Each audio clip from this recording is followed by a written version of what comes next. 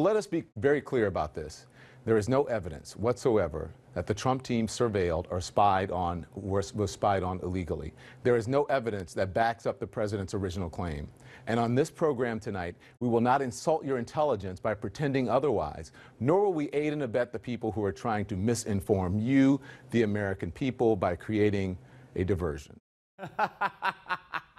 All right, joining us now is Andy McCarthy, contributing editor for National Review, senior fellow at the National Review Institute, former federal prosecutor and author of Faithless Execution. Hello, Andy.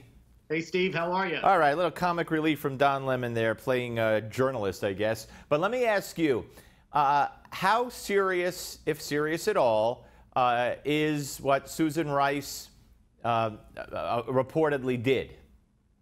I think it's extraordinarily serious, Steve. And part of what I say about what Mr. Lemon had to say was, this is why I've been trying to underscore to people the difference between what's illegal and what's an abuse of power.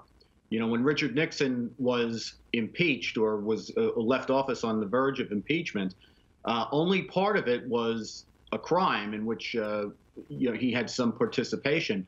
A lot of the allegations of impeachment against him involved the abuse of power, specifically the abuse of the powers of, or attempts to abuse the powers of government agencies like the CIA and the IRS. So there's a difference between a violation of the criminal law and something that makes somebody unfit for political office. Sometimes they overlap, but not always. And in this instance, I think what we're going to find is what happened here was an abuse of power after a lawful intelligence collection. An abuse of power on the part of Susan Rice and or whoever ordered the unmasking, correct?